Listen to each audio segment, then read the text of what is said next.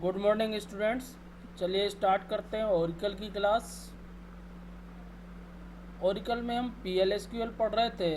PLSQL के अंतर्गत हमने एक्सप्लिसिट कर्सर पढ़ा हुआ था। तो कर्सर के आगे आज स्टार्ट करते हैं। तो सबसे पहले तो SQL ओरिकल को मैं स्टार्ट करता हूँ।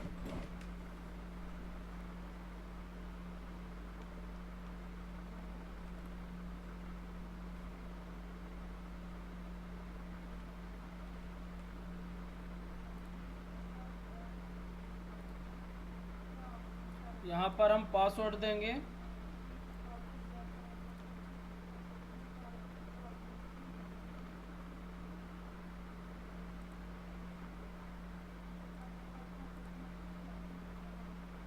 ये हमारा ओरिकल स्टार्ट हो गया। हमने प्रीवियस वीडियो में कर्सर, टाइप ऑफ कर्सर, जिसमें इम्प्लिसिट कर्सर और एक्सप्लिसिट कर्सर पढ़ा हुआ है। आज हम उसी के आगे एक्सप्लिसिट कर्सर के आगे पढ़ने जा रहे हैं, जिसमें एक इम्पॉर्टेंट चैप्टर है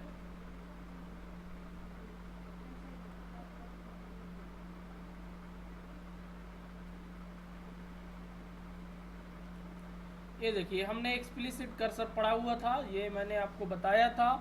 कर्सर, एक्सप्लिसिट कर्सर को क्रिएट करने के लिए 4 स्टेप बताए थे। Declaring the cursor, opening, fetching, closing, और इसका मैंने वीडियो बनाया हुआ था। आगे हम आज देखते हैं PLSQL रिकॉर्ड्स। PLSQL रिकॉर्ड्स ये भी एक स्टेटमेंट SQL में पाया जाता है, और इसका क्या यूज है आज हम ये सीखेंगे। हमने एक्सप्लिसिट कर्सर के माध्यम से भी मल्टीपल रिकॉर्ड को डिस्प्ले कराया हुआ था। यानी कि टेबल के अंदर यदि मोर देन 1 रिकॉर्ड हैं, एक से अधिक रिकॉर्ड पाए जाते हैं, तो उनको हम एक्सप्लिसिट कर्सर के माध्यम से आसानी के साथ डिस्प्ले कर सकते हैं। तो आइए देखते हैं records. A record is a data structure that can hold data items of different kinds. Record एक क्या है? डेटा स्ट्रक्चर, और क्या होल्ड करके रखता है? विभिन्न प्रकार के data items. Records consist of different field. Record जो होगा डिफरेंट फील्ड को होल्ड करके रखेगा। डिफरेंट फील्ड्स मतलब कुछ न्यूमेरिक भी हो सकती हैं, कुछ अल्फाबेट्स, डेट आदि प्रकार की फील्ड्स हो सकती हैं। Similar to a row of database table, जैसे एक रो होती है, यानी कि एक रो के अंदर कई, जैसे मान के चले आईडी बनाया, नेम बनाया, एड्रेस बनाया, सैलरी बनाया, तो आईडी अलग डेटा टाइप होगा, नेम अलग डेटा टाइप होगा, सैलरी अलग डेटा टाइप होगा। पूरा एक रो होल्ड करके रखता है। For example, you want to keep track of your book in library. हम लाइब्रेरी की बुक को ट्रैक करना चाहते हैं। You might want to track the following attribute about each book.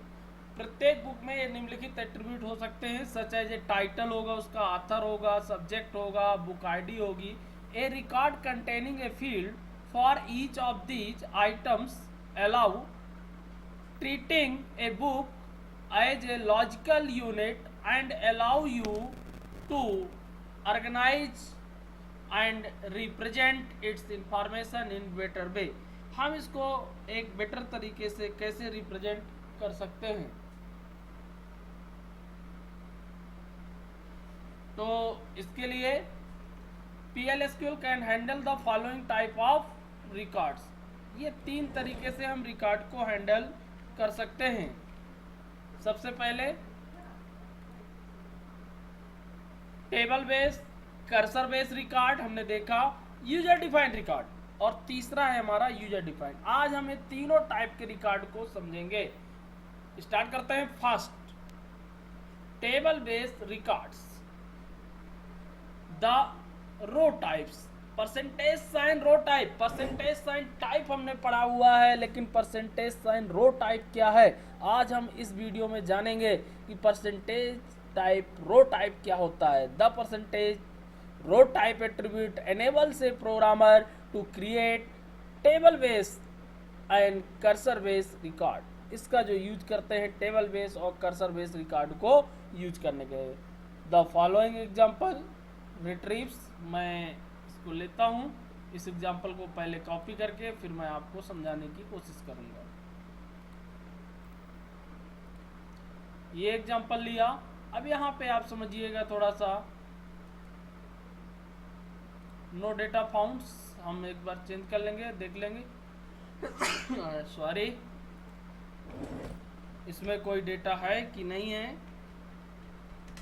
Select star from customers, हमने रिकॉर्ड तो बनाए थे, शायद डिलीट कर दिया होगा तो। अच्छा, रिकॉर्ड आईडी हमने 5 दिया हुआ है। अब यहाँ पे मैं आपको चेक करके दिखाऊंगा। ये देखिए, इसमें 3 रिकॉर्ड तक की आईडी का पड़ा हुआ है डेटा। हम यहाँ पे समझते हैं थोड़ा। यहाँ हमने डिक्लेयर स्टेटमेंट सबसे पहले यूज किया, और यहाँ पे देखिए कस्टमर रिकॉर्ड्स ये हमने बनाया हुआ है, और यहाँ पे कस्टमर टेबल है, और परसेंटेज साइन रो टाइप हमने लिया हुआ है। देखिए एक डिफरेंस पहले मेरा आप समझ लीजिए क्या है। अभी तक यदि हमको ये रिकॉर्ड डिस्प्ले करना होता तो हमको सभी अलग अलग वेरिएबल बनाने पड़ते, यानी कि एक आईडी वेरिएबल लेता मैं, एक नेम लेता, एक एज लेता, एक एड्रेस लेता, और एक लेता सैलरी।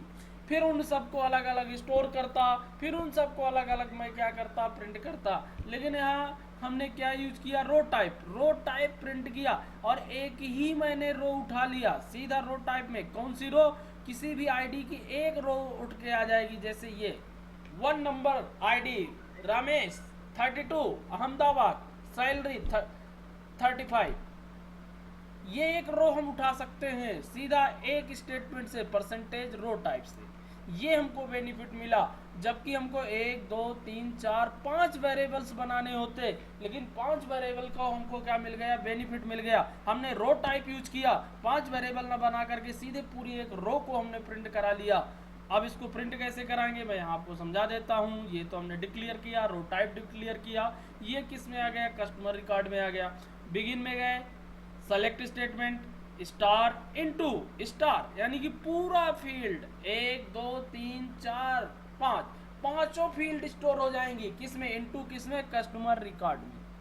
अब मेरी बात आपको समझ में आ गई होगी। अभी तक हमको क्या करना पड़ता, ID, name, age, address, salary into फिर इसके variable C ID, C name, C age, C address, C salary अलग अलग स्टोर कराने पड़ते। लेकिन हमने एक रो को पूरा एक साथ स्टोर करा लिया। फ्रॉम कहाँ से, कस्टमर से। व्हेयर आईडी तो हम अपने अकॉर्डिंग दे सकते हैं। जैसे हमारे 3 तक आईडी है, मान लीजिए मैंने दे दिया 1, ओके। और फिर मैंने प्रिंट करा कस्टमर आईडी। अब देखिए यहाँ मैंने कोई अलग वेरिएबल नहीं लिया है, सिर्फ वही रो टाइप जो हमने बनाया हुआ है, customer RAC.id, customer RAC.name, customer RAC.address, customer RAC.sell। ये हमको बेनिफिट मिला।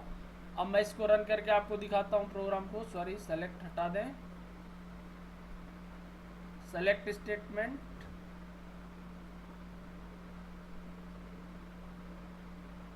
Counter the symbol, select statement, line change होगी।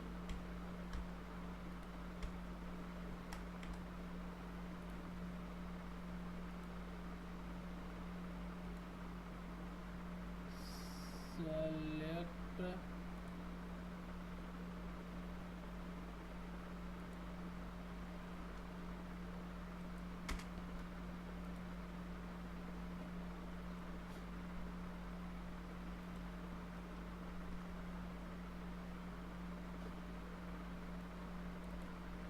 सॉरी, ये सेलेक्ट स्टेटमेंट यहाँ लिखा हुआ है, इसको हम डिलीट कर दें, या तो फिर हम अपनी स्टेटमेंट को सेलेक्ट कर लें। ये हमने अलग से सेलेक्ट स्टेटमेंट लिख दिया था, इसको मैं डिलीट कर देता हूँ, फिर इसको रन करता हूँ। ओके, ये देखिए customer ID 1, name Ramesh, Ahmedabad, 3500, ये हमारी सैलरी हुई।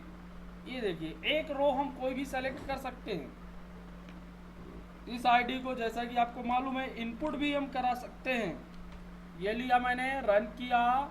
ये देखिए जो आईडी हम यहाँ इंटर करेंगे वो रिकॉर्ड हमारा डिस्प्ले हो जाएगा। सबमिटेड आईडी नंबर 2, जो भी हम यहाँ पे आईडी टाइप कर देंगे, यदि 3 आईडी टाइप करेंगे तो 3 नंबर का रिकॉर्ड हमारे सामने डिस्प्ले हो जाएगा। ये देखिए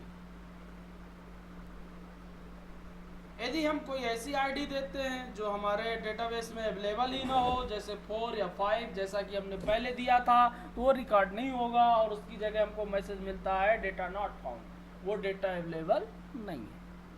तो ये आपको समझ में आया होगा। यहाँ पे मैंने अलग अलग वेरिएबल नहीं लिया है, एक पूरा रो उठाया और उसको मैंने क्या करा दिया, प्रिंट। इसको हम क्या कहते हैं, पहला स्टेप हमारा पूरा हुआ।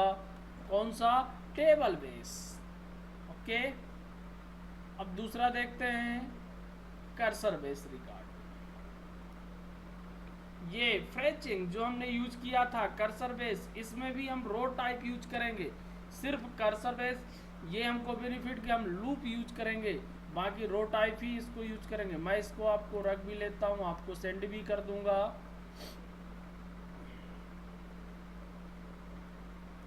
प्रोग्राम मैं एक साथ आपको सेंड कर दूंगा, जिससे आपको वीडियो से देखकर टाइप नहीं करना पड़ेगा। आप सीधा सिंपल सा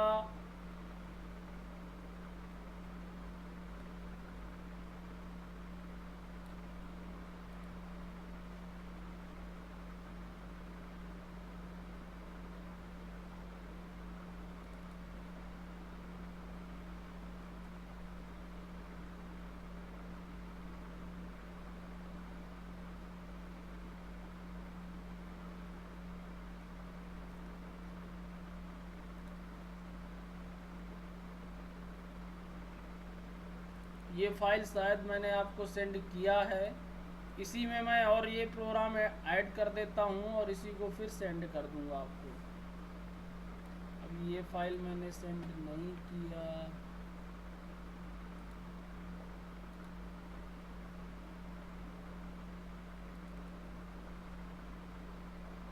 चलिए मैं एक साथ आपको कई प्रोग्राम सेंड कर देता हूँ, आप देख के चलाते रहिएगा और बीच बीच में मैं उनसे रिलेटेड समझाता रहूँगा, जिससे बार बार मुझे फाइल सेंड ना करनी पड़े। इसलिए मैं आपको एक साथ कई प्रोग्राम सेंड कर दूँगा। यहाँ पे लिख देता हूँ मैं, ये टेबल बेस आपका प्रोग्राम होगा। ये जो अभी हमने बनाया टेबल बेस प्रोग्राम है हमारा, टेबल बेस रिकॉर्ड। ओके, मैं एक साथ ये फाइल आपको सेंड कर दिया करूँगा, आप इससे चलाते रहा करिएगा। बार बार आपको वीडियो से देखकर प्रोग्राम टाइप करने की प्रॉब्लम नहीं होगी। प्रोग्राम की फाइल आपको डायरेक्ट मिल जाएगी, जिसको आप देखकर सीधे डाउनलोड कर लेंगे और अपने सिस्टम में रन कर लेंगे।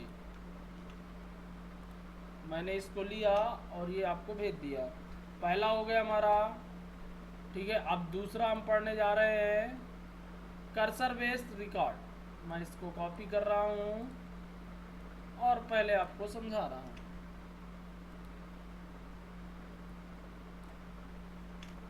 ये देखिए, इसमें देखिए, इसमें भी हमने डिक्लेयर किया कर्सर बनाया। हम इसमें कर्सर का नेम हमने पढ़ चुके हैं। सेलेक्ट किया ID name address from customer से, पूरे रिकॉर्ड यानी कि सेलेक्ट किया हमने। और यहाँ पे हमने क्या किया, कस्टमर ARC से भी हमने रो टाइप लिया हुआ है और वो किस में स्टोर करा लिया, कस्टमर REC में। इसके बाद मैंने कर्सर को ओपन किया, फ्रेचिंग किया मैंने किसमें, कर्सर में, इनटू किस में स्टोर कराया, RAC रिकॉर्ड टाइप में। देखिए प्रीवियस वीडियो में जो हमने कर्सर का सीखा हुआ था एक्सप्लिसिट डेमो, उसको जरूर देखिएगा। उसमें यहाँ पे हमने डिफरेंट अलग अलग टाइप के वेरिएबल्स लिए हुए थे, आप ध्यान दीजिएगा। वहाँ मैंने बनाया था CID, CNAME, C एड्रेस, इस तरीके से। यहाँ मैंने सीधे कस्टमर REC बना दिया, यानी कि पूरे रिकॉर्ड एक साथ एक रो में स्टोर हो जाएंगे।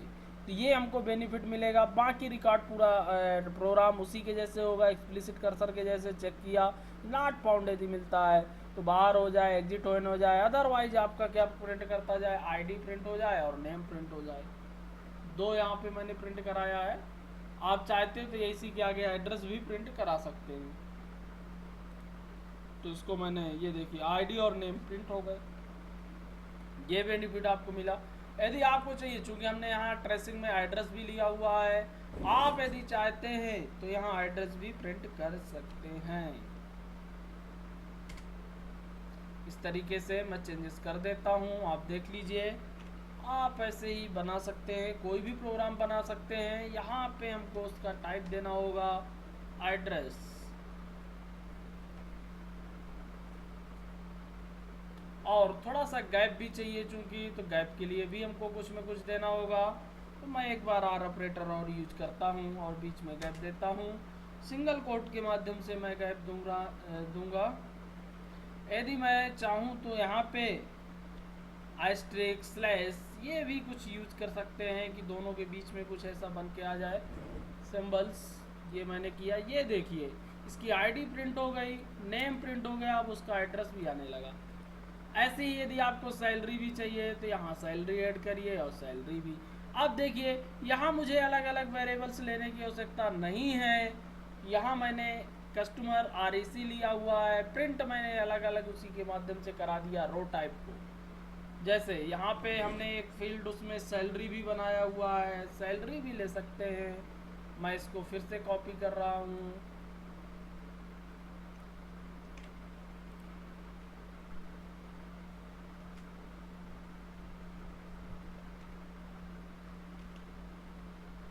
ये देखिए मैंने यहाँ चेंज कर दिया, यहाँ मैं सैलरी कर देता हूँ।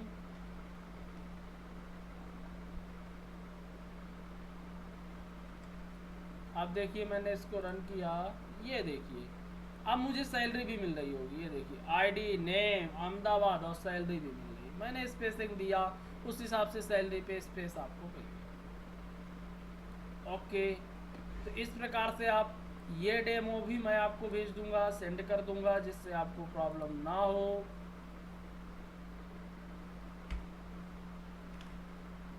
और ये कौन सा हुआ आपका कर्सर बेस रिकॉर्ड हुआ।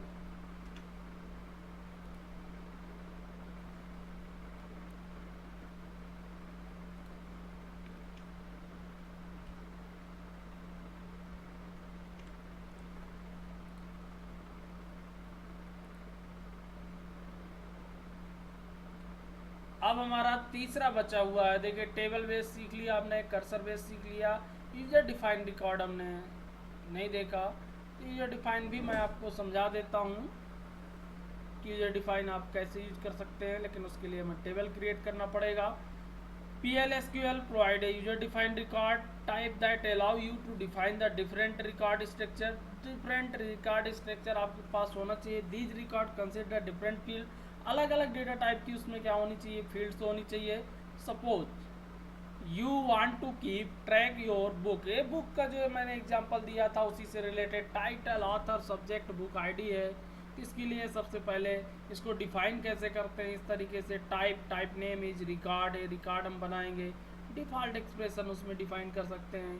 तो पहले तो मुझे क्या बनाना पड़ेगा, इस प्रकार से मैं एक एग्जांपल के माध्यम से समझा देता हूँ आपको। ये एक टेबल क्रिएट करनी पड़ेगी मुझे।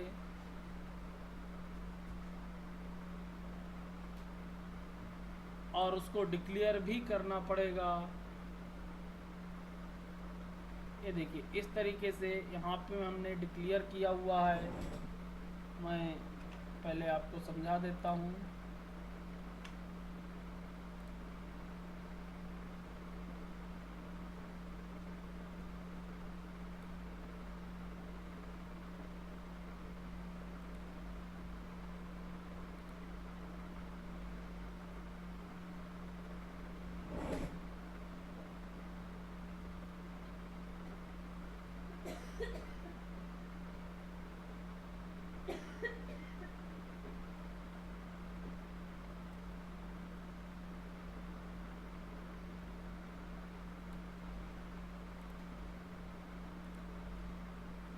देखिए मैं इस पर कॉपी कर लेता हूँ पहले ओरिकल पे, फिर मैं आपको सब समझा दे रहा हूँ एक प्रोग्राम पे लेके। यहाँ पे हम टाइटल डाल लेते हैं पहले कि मैं कौन सा प्रोग्राम आपको ले रहा हूँ। तीसरा हम पढ़ रहे हैं इसके अंदर, तीसरा यूजर डिफाइन हमने पढ़ा। मैं ये आपको सेंड भी कर दूंगा जिससे आपको कोई प्रॉब्लम ना आए। यूजर डिफाइन रिकॉर्ड्स, इसको मैंने लिया, यहाँ पे मैंने पेस्ट किया और यहाँ पे मैं प्रोग्राम भी ले आता हूँ जिससे आपको प्रॉब्लम ना हो। इसको मैं लिया, प्रोग्राम को कॉपी किया। आप देखिए मैं पहले इसी में समझा देता हूँ आपको कैसे इसको यूजर डिफाइन डिक्लेयर करते हैं। यहाँ पे आप समझिए थोड़ा सा। डिक्लेयर, यहाँ डिक्लेयर किया type book is record, type हमने उसका डिक्लेयर किया बुक्स, इसके बाद हमने दिया रिकॉर्ड। अब कौन कौन से रिकॉर्ड होंगे, title, author, subject, book ID, number. Okay, अब हमने बनाया बुक 1 बुक्स का, बुक 2 बुक्स का। बिगिन में गए, ब्लॉक 1 पहले चलेगा। बुक 1 में हमने डॉट टाइटल में स्टोर किया प्रोग्रामिंग सी। ठीक है, इस तरीके से हम एक एक स्टोर कराते जाएंगे।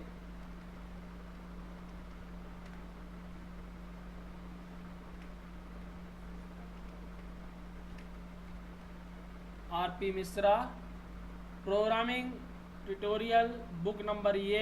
फिर ये हमारा जैसे स्ट्रक्चर में हम वैल्यू स्टोर कराते हैं, सेम उसी तरीके से प्रोग्रामिंग सी के अंदर जैसे स्ट्रक्चर डिक्लेयर करते हैं, फिर ये स्ट्रक्चर वेरिएबल हुआ, उसी प्रकार से ये स्ट्रक्चर डिक्लेयर हो गया और यहाँ पे स्ट्रक्चर वेरिएबल पहला इनिशियलाइज हुआ, फिर दूसरा स्ट्रक्चर वेरिएबल हमने इनिशियलाइज किया। ओके, इस प्रकार से जब दूसरा हमारा इनिशियलाइज हो गया,